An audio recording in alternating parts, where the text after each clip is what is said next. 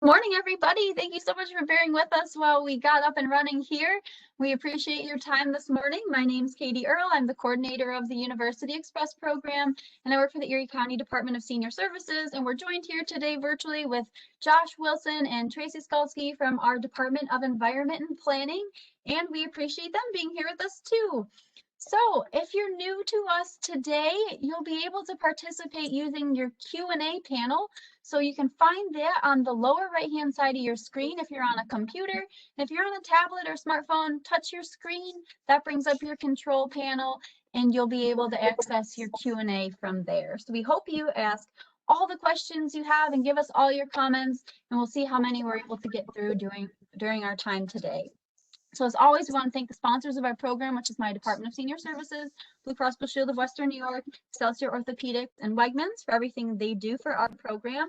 And as always, Senior Services is at 858-8526 if you need any help. Okay, let's introduce our speakers.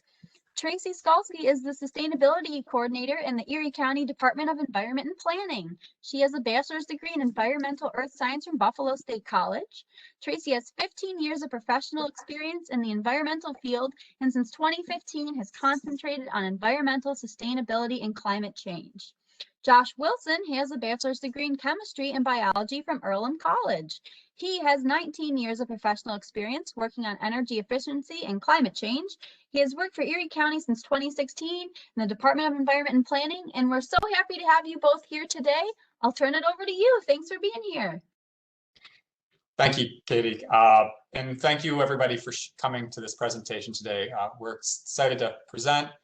And, we think this is a really important topic, and we're really excited to hear all of your questions and learn what your concerns are about this issue. So I'm going to start by trying to share my screen, so see how that goes. And I will also make it full size. Okay, so today we're going to talk about Erie County's Community Climate Action Plan. And Tracy and I are going to divide this up. Tracy and I both work in the Erie County Department of Environment and Planning, as Katie told you. And our agenda is really to talk about three things. And this is I think these lead together, but this is a little bit of a mishmash. And this is the first time we presented these as a whole. So please bear with us.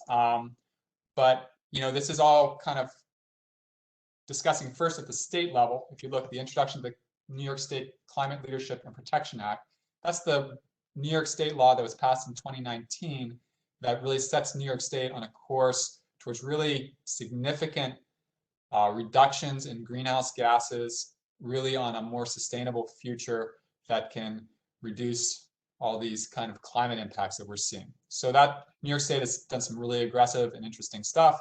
And I'm going to first start off talking about that state aspect. And then that's going to lead into what we're doing at the county level to address climate change. And Tracy is leading the Community Climate Action Plan for the community. And so she's going to talk about some of the background and about what's going on with that and how you can get involved. And then finally, and sort of as a teaser, we're going to talk about one specific thing you can do to support climate action in the community, and that's community solar. And Erie County has an interesting initiative that we're working on with the Western New York Sustainable Business Roundtable. So that's local businesses who are working on sustainability that you can also participate in regarding community solar.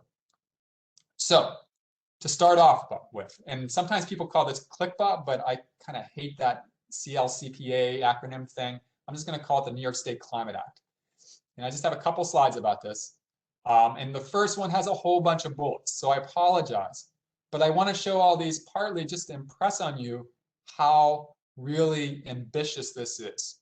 And, for those of us who are really worried about the impact of climate, especially on future generations, this is our taking really significant steps and setting really significant goals to get us there. This is not just window dressing or whatever. This is the real deal. So first off, it sets a goal of 85% reduction in greenhouse gas climate emissions below 1990 levels. That's the most aggressive goals in the country for a state to have. 40% reduction in emissions by 2030, 100% zero carbon electricity by 2040. So zero carbon means renewables and also means nuclear power, but that means no fossil fuel electricity, no natural gas or coal electricity by 2040, which is really achievable, but it's a really ambitious goal. 70% renewable energy by 2030, 9,000 megawatts of offshore wind by 2035. That'll be mostly in the Atlantic, and they're already starting to build some of those projects. 6,000 megawatts of distributed solar by 2025. Distributed solar is like rooftop solar or smaller solar facilities that are behind the meter or next to businesses. And then 3,000 megawatts of energy storage by 2030. And that's talking about electrical energy storage, because as we roll out ambitious amounts, these significant amounts of renewable energy, storage becomes more and more of a problem, because solar panels only produce energy when the sun's shining. So we need to have ability to store energy when the sun isn't shining, so to speak. And then finally, there's an ambitious energy conservation measure. I know TBTU, terabytes, tera BTUs doesn't mean a lot to a lot of us, but that's a really significant conservation goal, right? Because the best way to meet greenhouse gas targets is by reducing our energy use, not by rolling out renewable energy. So if we can conserve, that's maybe one of the most important things we can do. And finally, it has commitments to climate justice and a just transition. So there's specific commitments that vulnerable communities, frontline communities, are going to receive some of the benefits, because a lot of times when there's big transitions in the economy, those communities, they get sometimes the poor end of the stick, so to speak, and they're kind of neglected, and sometimes even the way projects are cited has the most negative impact on those communities. So this law very explicitly says, hey, we realize that especially poor communities of color are going to be most impacted by climate change. Those are the communities where they are most vulnerable when there's heat waves or floods. Manufactured housing or like trailer court type housing oftentimes can be in floodplains and impacted when there's high waters from the impacts of climate change. We're seeing flooding or heat impacts to homes that don't have insulation and so forth. And so we need to be very intentional that we're going to try and make sure that some of the benefits of all this transition in our economy goes to these communities. So next slide. This has a lot on it too, and you don't need to get into I'm not going to go through all of this, but just to say, like there's a time frame. It's basically a 3-year planning time frame to develop the concrete plans to set in motion the actions to achieve these goals, right? And so if you look at this, and the one I want to point out is that by 2023, you'll see that the goal is to have the final report, deliver the final plan up in yellow there, right? So right now, this has been going on for about 1.5 years now, but there are working groups around the state working on specific issues, specific emission sectors, and they're coming up with the detailed plans to set this all in motion. At the same time, organizations like NYSERDA, the energy authority for New York State, are setting in motion some early actions, and they're, for example, ramping up our renewable energy projects and looking at ways to incentivize electric cars and other things that can really support these major changes. Those things are happening right away, but this whole planning process has a window that ends in 2023, beginning of 2023. So this is something you're going to hear more about as they roll out more of their public outreach, and it's a pretty exciting thing. And just a final slide on this whole topic. There's 6 advisory panels around these emission sectors, so transportation, ag, land use, power generation, house and energy efficiency, energy-intensive trade exposed industries. These are the 6 major work groups talking about how we're going to reduce these emissions. And then waste emissions was added in 2020, at the end of 2020. And there's also a work group called the Just Transition Working Group, which is working on that whole vulnerable communities aspect I was talking about. And all of this is kind of in motion, and there's local representatives to these committees, and they're all working on this.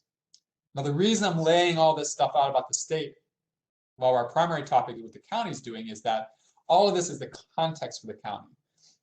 New York State can't achieve these climate goals without local government partners, and especially without counties. Counties are our role. If you looked at the workforce of the county, a lot of what we do is we take care of vulnerable people, seniors, We work on issues with mental health. We work on issues with children and protective services. We work on the home energy assistance program. We touch in multiple ways folks who are struggling, and we support people who are most at risk, including at risk from climate change. So if the state is going to achieve its goal of doing climate work in a just way, it needs community partners like Erie County, which is the second largest county in the state. So we need to come to the front and work on this, and that's what we're trying to do. And so what we're doing with our own work is we're doing climate planning at the county level to set all this in motion. So at the county, we don't do some of the things you might think of for climate change, like energy code to make buildings more efficient. That's all at the local government level, and also sort of at the state level, because they set up the code and the local governments enforce it. The county is really at arm's length to that. We can't, it's not in our role to say, you know, people in Cheektowaga, you have to make sure that when you build a house, your roof is insulated. That happens at the local level, right? But what we do have a lot of impact on is things like health, things like social services, things like supports for seniors or people with mental health, all those things I was talking about. And so that's why at the county level, we need to do our own planning, and that's what we're doing. So Erie County Community Climate Action, right? This is my second item on our agenda. And Tracy's mostly going to talk about this. But I want to first start out by just saying this is in the context of three things. Right now, we're working on climate resilience, which is protecting the community from climate change.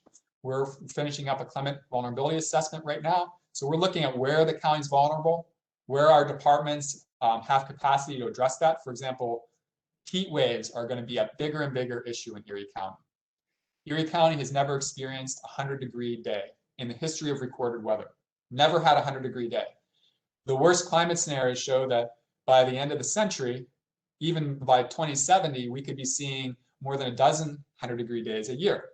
So, and my daughter is 13 years old, and you know, by the time she's in her 60s, so within really kind of a narrow time frame, she could be seeing multiple 100-degree days a year. So when that happens, we have to be ready. And it's starting to happen now. We're seeing hotter and hotter weather and more weather events. So the county, we have set up cooling stations, but maybe we need to do more, right? The libraries are cooling stations, but we're looking at what is our capacity to help with this, and what do we need to do in addition for climate resilience. Next, we also did an internal operations climate plan. So that was rolled out a couple years ago. Tracy was the coordinator for that plan and did a great job, and you can see that on our website. But now we need to work on the community level, which is much harder than just talking about our own operations as a government. It's so much larger, and we don't have direct control of it, of course. So, you know, how can we support the community in its transition to a more sustainable future? And, you know, by the way, all these different work we're doing is at Erie County, erie.gov/sustainability, including the climate resilience and internal operations. And now let's talk about the Community Climate Action Plan. And I'm going to do one more slide, and then I'm going to turn it over to Tracy.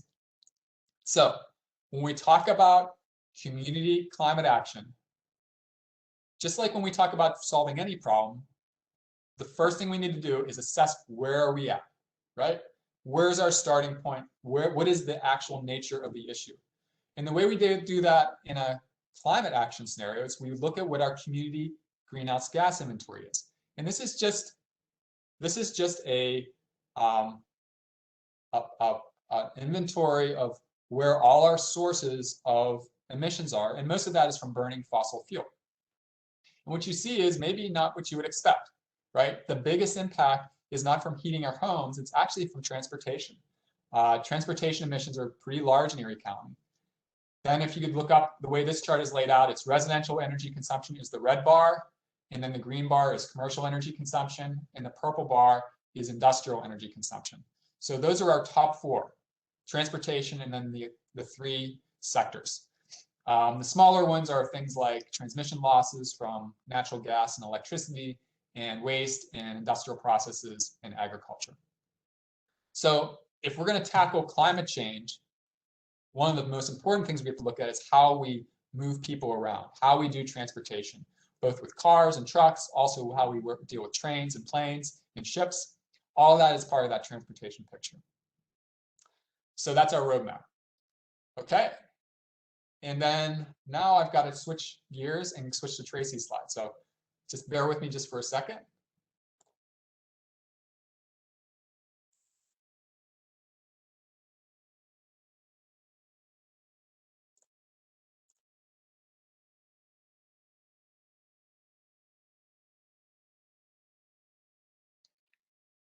Tracy, while Josh is doing that, are you okay? Perfect. You want me to test my, can everybody hear me? Yes, we can. Okay, Okay, great. Tracy. So Tracy, can you see your own slide? Yeah, can you go up one? Yep. Thank you. Okay, so I'll just jump right in. Thanks, Josh, and thanks, Katie. Again, I'm Tracy Skalski, Sustainability Coordinator out of Erie County's Department of Environment and Planning. I'm really excited that you all are here to listen, and I can talk about, Erie County's climate action initiatives.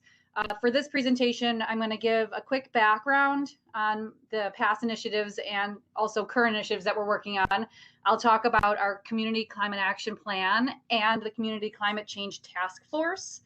I'll then go into the planning initiative, which is what we're looking to get the most involvement in right now, and that's called Erie County Climate Action. And then finally, I'll talk about how you can get involved, whether you only have 1 minute or you can commit more time. We have different programs out there. We're really, really looking for community involvement as we create this climate action plan. But I will start with the background. So slide.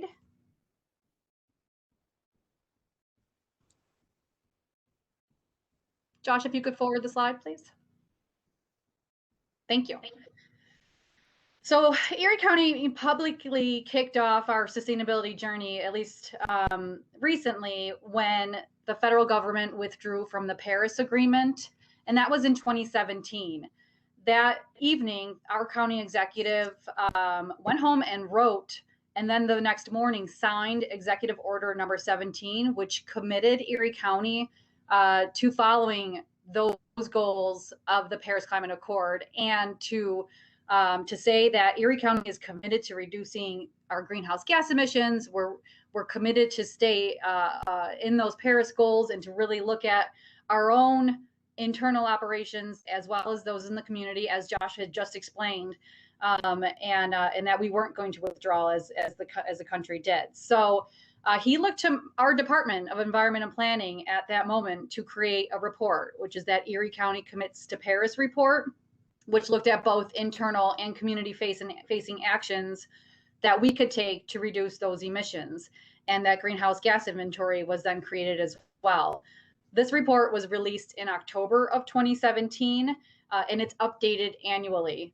That wasn't it wasn't the first of our journey, though. So when that happened, we had already started looking internally, as Josh mentioned, with our own climate action and sustainability plan for our own buildings, our own operations, things like that. So I was brought on in 2015 to develop this plan, looking at our buildings, our energy usage, our fleet and commute, because just like community, our transportation emissions are a very large portion of our overall emissions.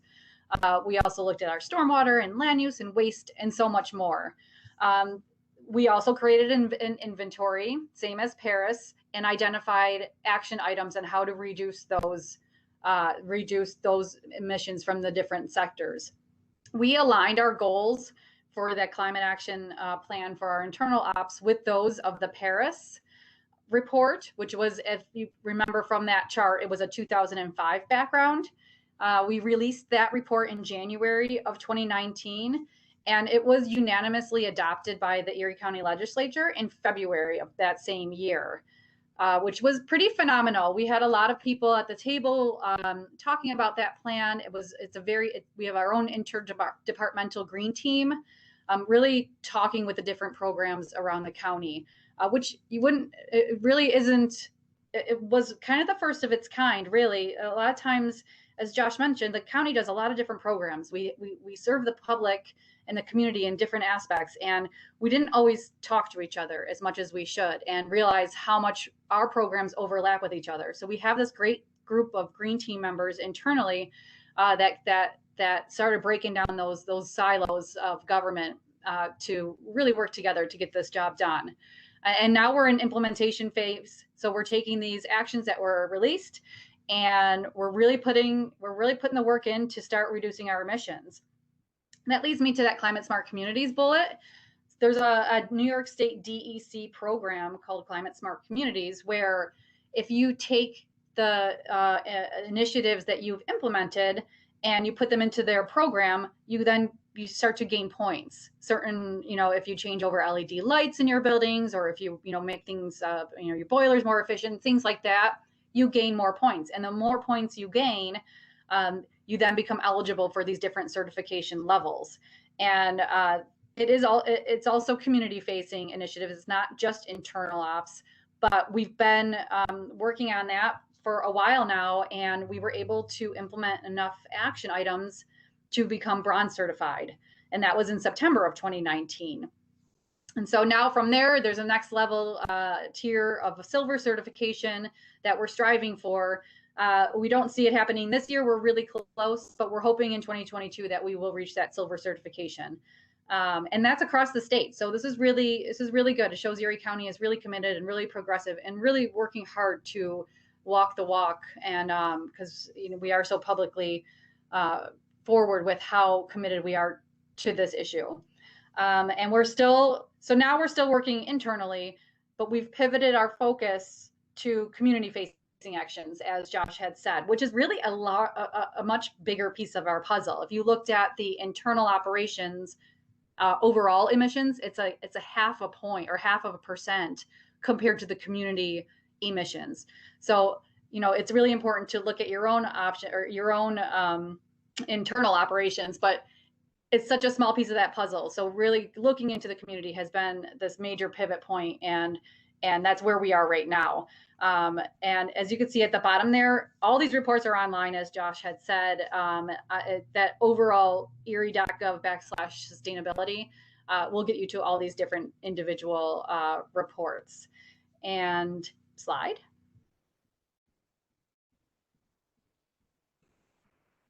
So now we're at our community climate action planning phase. So in order to develop a really robust and a really well-informed community climate action plan, we needed a group of community stakeholders to participate and lend their expertise. And that's where we convened this Community Climate Change Task Force, which has key stakeholders in a variety of sectors around the community. We have municipalities, we have community-based organization, not-for-profits, education, utilities, transportation, youth representatives, all sitting in on this task force and more. And this has been key to start developing the ideas around as a community to address our greenhouse gas emissions. So the task force has been meeting monthly to discuss current programs, how their programs can overlap with ours, and how we can work together. So again, silos, just like we did internally with our government, it's just as important that government works with the community members to really adapt to this changing climate and lay the groundwork for this larger community climate action plan. As of right now, we have our scoping document created, and that outlines the planning process through the development of this it's a phase 1 plan. And then we've also we've written out all of the chapters. So the different sectors have been drafted, and the scope of the chapters have been outlined. And then that next step is going to be plan development. And that's where you see we are right now, 2021, starting to develop the plan. And how we're doing this is we're taking this task force and we're separating them into where they fit in. So all the transportation, NFTA sits in, the Greater Buffalo Niagara Transportation Council sits in.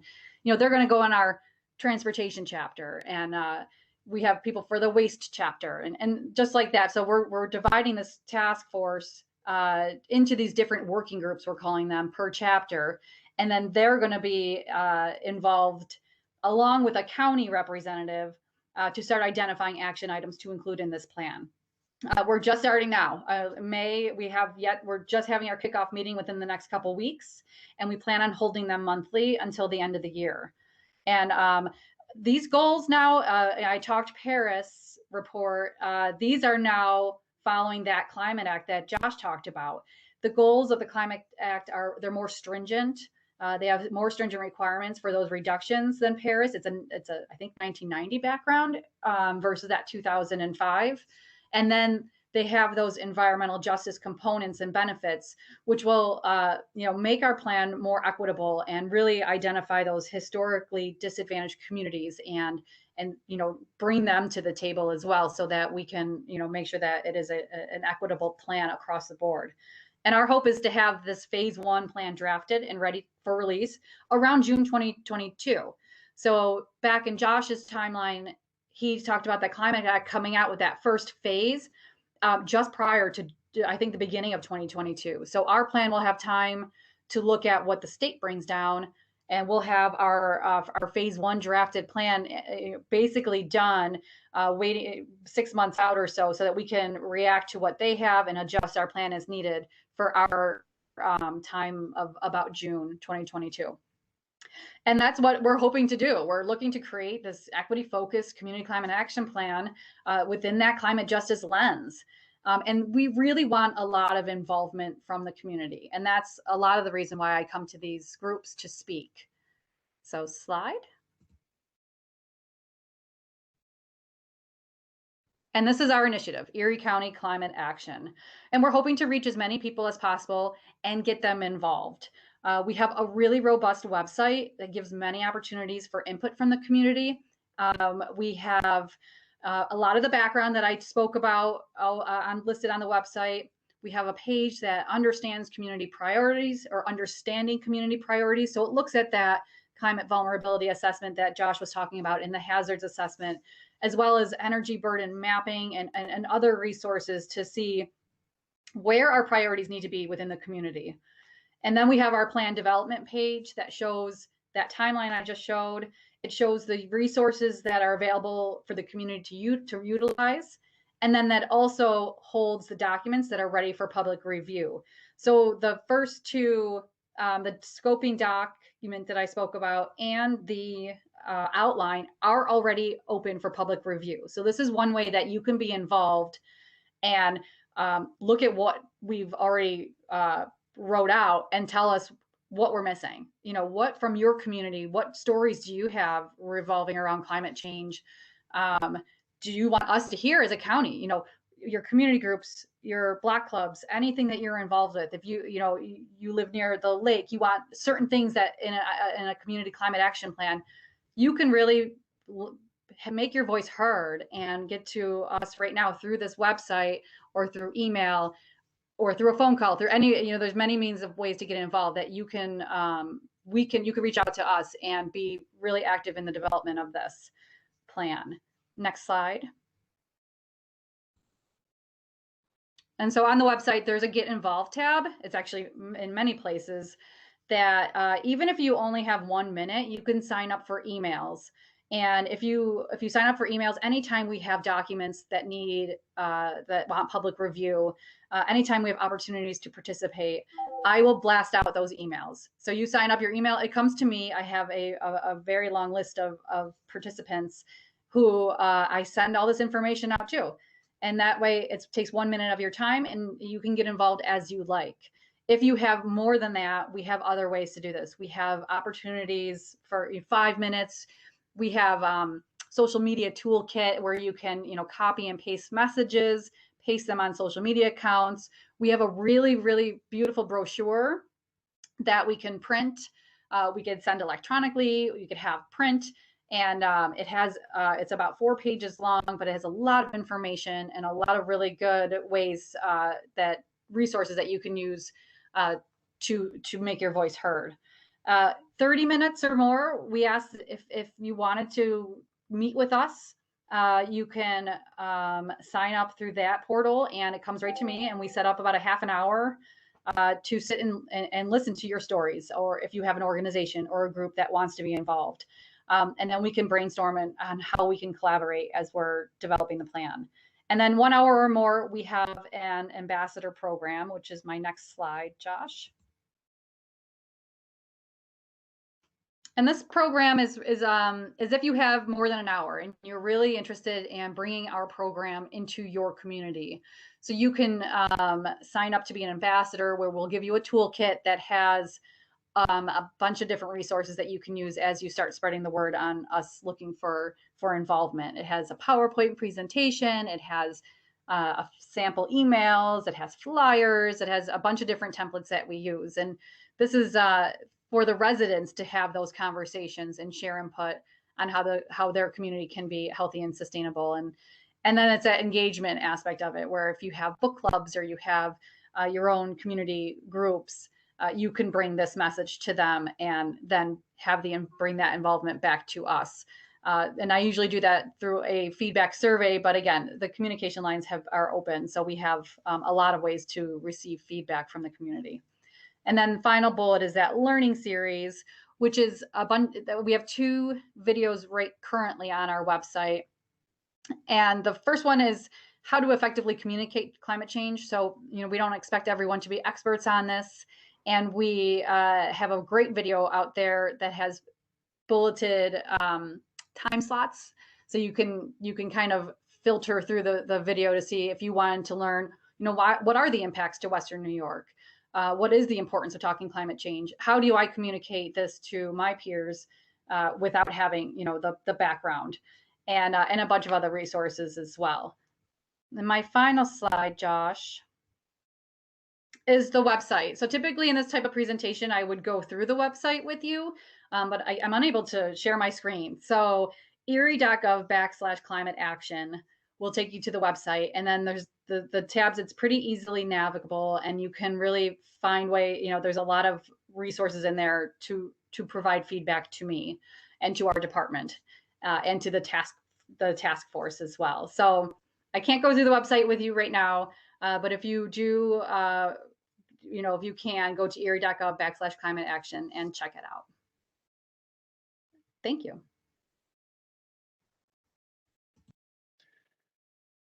Okay, so I'm going to switch back to me. So just a second, everybody.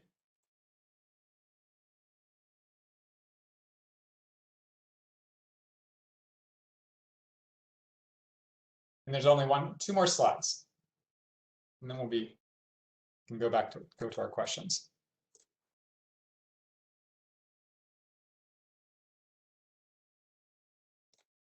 So the last thing, to wrap this up. So we've talked about the state context of, the state is doing this ambitious program, the State Climate Act, and Erie County is working on its community climate plan to roll out a really comprehensive plan for us to act as a county to support a transition in the community to a sustainable economy. And then community solar is our last topic. And this is really about one very specific thing that a resident can do to support all of this work and the whole transition, especially to renewable energy that, if you recall, has very ambitious goals.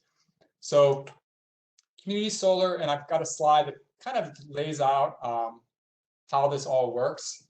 And it's a little bit of a abstract concept. So, but the core of it, the nutshell is that there's a large scale renewable project in your region, in our region, right?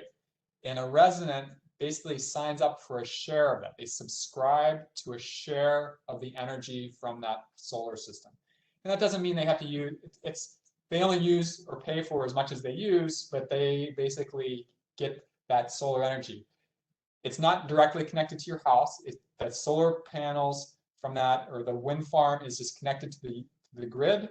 And then when you use energy, that's accounted for on your meter, and you basically get a benefit from it of energy saving or cost savings on your energy bill. You get basically a bill credit that's typically about 10% of your electric cost overall on your bill, not just the supply side, but the whole electric bill.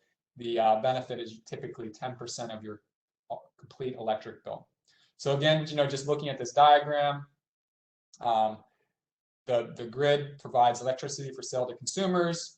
Customers receive a monthly credit on their bill for the power generated by subscribers' share of the solar facility, and then the customer pays an annual subscription price to participate. But in our case, you don't pay it at an annual level. Basically, you just pay less on your bill. What you basically see is on your bill less costs, and that's a guaranteed savings. And you can also, there's a lot of consumer protections. We're in New York State, so there's a a lot of oversight about how this program's been set up. And so you have the ability to pull out of it at any time, and also you can't be charged more than what you were paying originally for electricity. So that's what community solar is. You know, the whole idea behind this is that, first off, not everybody can put solar panels on their roof. Not everybody can afford solar panels on their roof, or maybe you rent and you can't, it just doesn't make sense. But also, large-scale renewable projects are more efficient economically than small projects at the household level sometimes. And so to set up a large project and then have subscriptions for residents can make more sense. This is also, by the way, applies for small businesses. So one of the things to tell you about this also is, you know, these kind of programs can be a little scary for a resident, right? This isn't something that you know much about. You might have questions about whether, oh, can this affect, you know, what if the sun isn't shining or all that? You know, all of that, by the way, is addressed. You know, you get energy just like you did before. It doesn't depend on whether sun's shining or the wind's blowing. But your bill credit reflects the amount of energy that was made at that solar farm. But the exciting thing I want to tell you is that in about a month, the Western New York Sustainable Business Roundtable, in partnership with Erie County, our government, will be offering community solar for residents. And so we're doing a procurement where we're evaluating, we're helping the Sustainable Business Roundtable evaluate different community solar providers and looking at which one provides the best savings and the best consumer protections and the most transparency in their contract. And then so there will be a provider selected, and then that will be something that we can offer to the community. So you have peace of mind that you're getting a good product for something that you probably, you know, it's hard to evaluate as just a resident looking at somebody knocking on your door saying, hey, sign up for my thing. This is a way you can work on something that the Western New York Sustainable Business Roundtable, which has been around since 2014 and has a bunch of large businesses who are sustainably minded, working together on, you know, trying to do stuff. They're doing this for their business members, but they're going to let the community also latch on to the degree that they want to. So that's community solar. We've touched a lot of topics today, so I want to thank you all for bearing with us. If you should ever want to reach out to Tracy or I individually, these are our email addresses. Our general web address is that erie.gov/sustainability.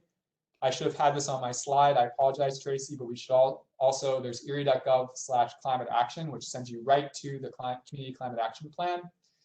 And with that, I'm going to stop sharing, and you know, we can see if anybody has any questions. And you know, we could even, if anyone wanted us to, I could pull up the website and we could show that to you, or you know, we could talk about community solar, or we could talk about one of the other topics we talked about today.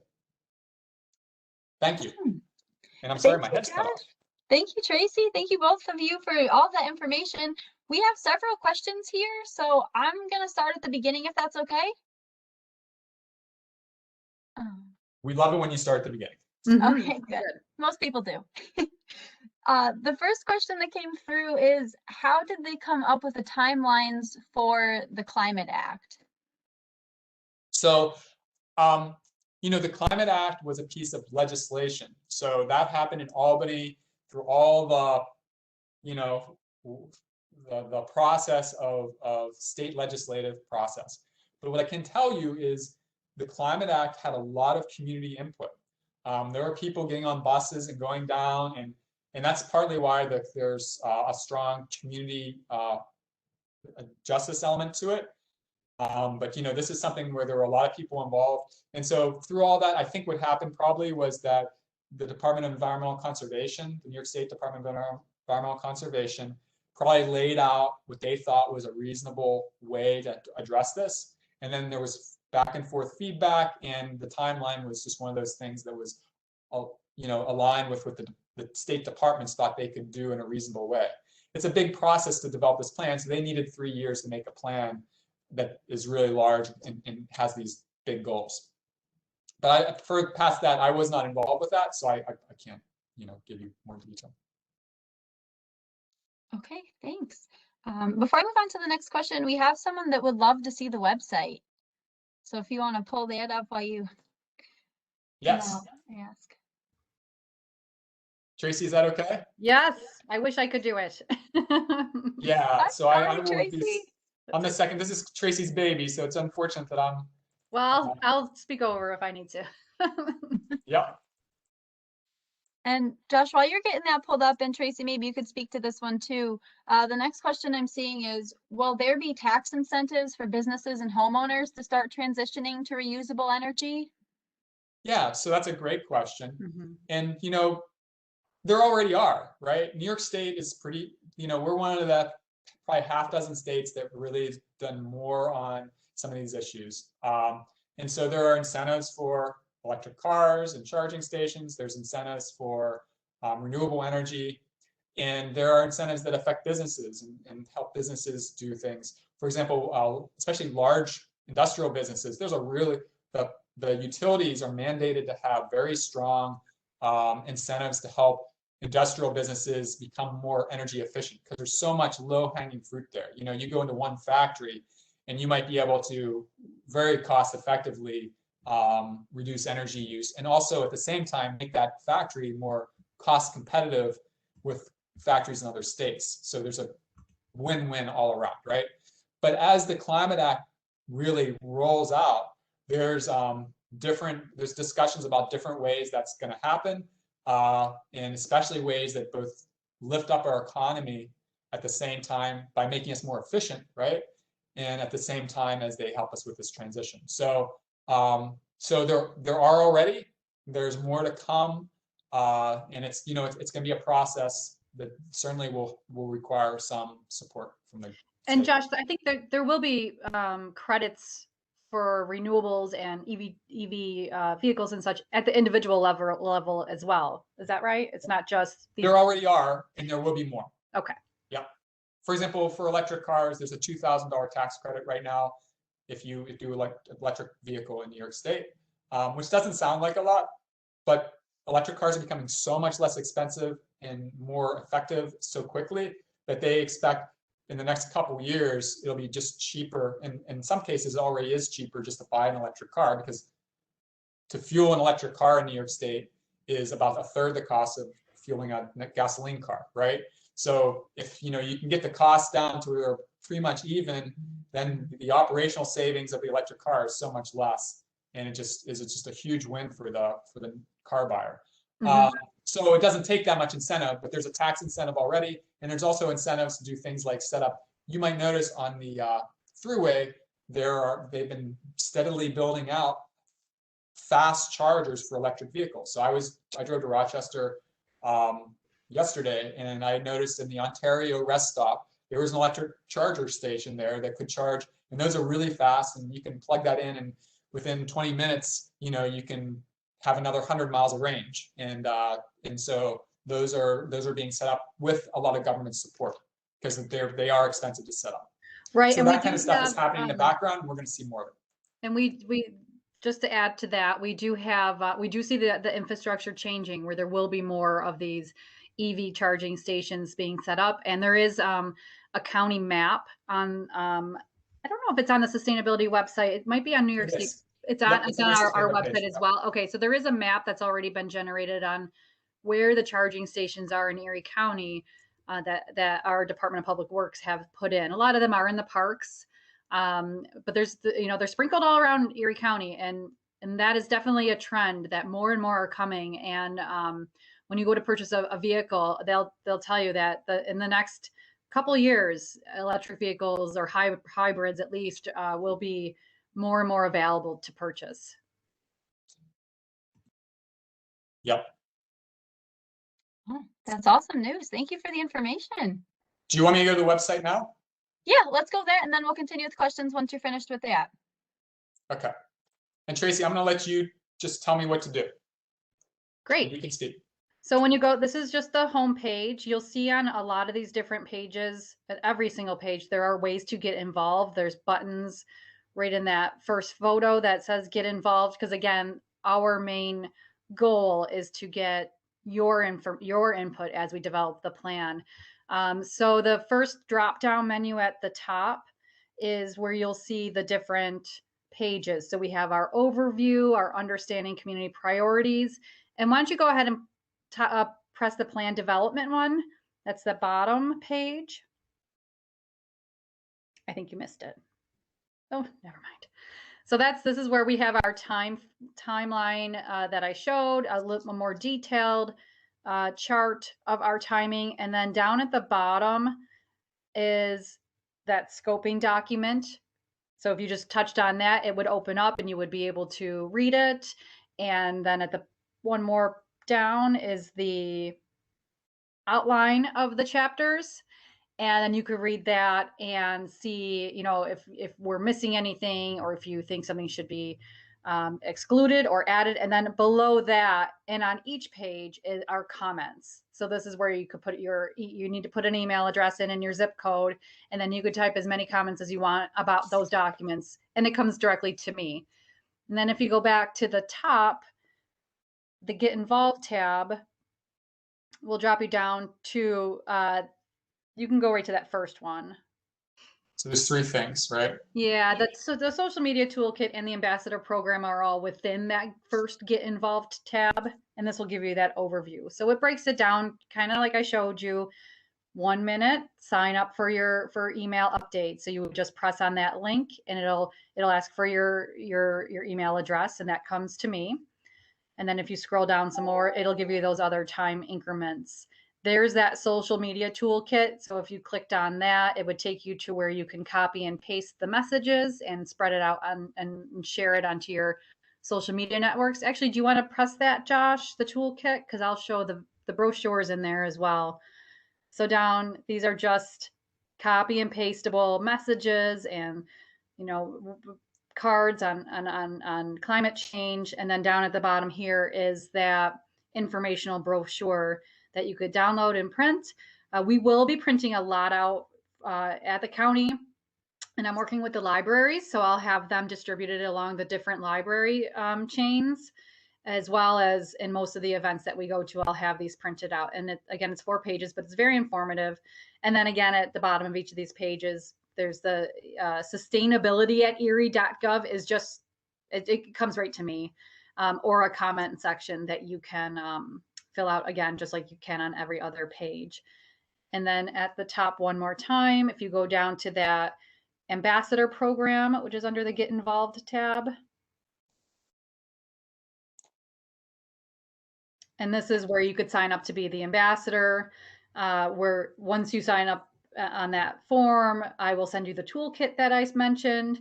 And then down below that is the learning series on how to talk about climate change. And again, it's a long video. It's about half an hour long. And so I bulleted out the different time slots that you can forward to if you wanted to just see, you know, what strategies do I include when I talk about climate change, or what impacts to Western New York are there. And then we have more videos below that, which are newer, and that is just different members of the community and talking about climate change and why it's important to be involved. And more coming soon.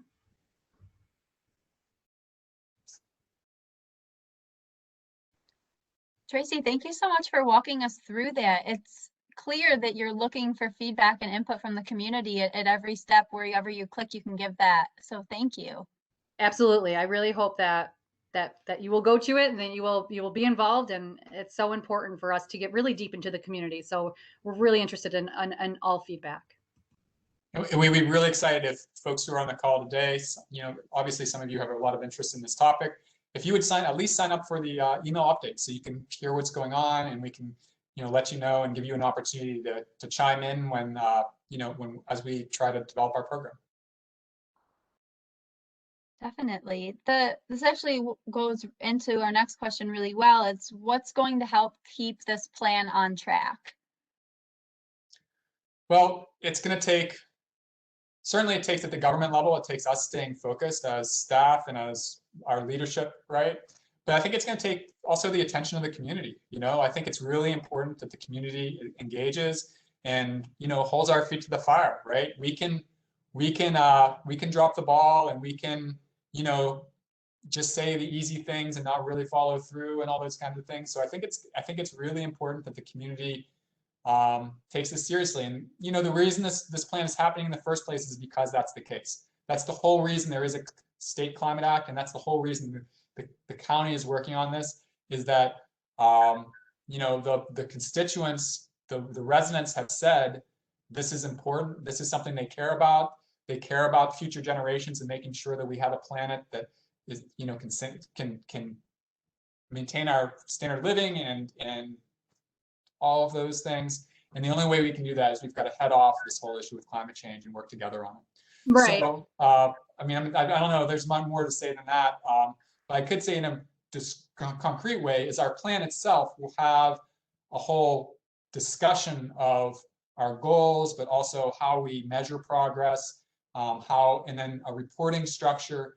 We will, and one of the primary things is greenhouse gas inventory, right? So going forward, we'll be doing annual community greenhouse gas inventories, and you'll be able to see if we're reducing carbon from one year to the next, greenhouse gas from one year to the next. So that's a real simple way for our community member to say, hey, are we really walking our talk, or is this just talk, right?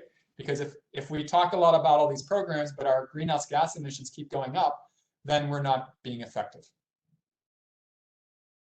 Right, and I'll just agree with everything that Josh said. It's you know, it's one thing. The county executive, luckily, is very committed to these programs. He's been very vocal. He speaks publicly a lot about our, you know, a commitment to reducing these emissions and whatnot. And but it's the community that's going to really their involvement. That's how the work really gets done.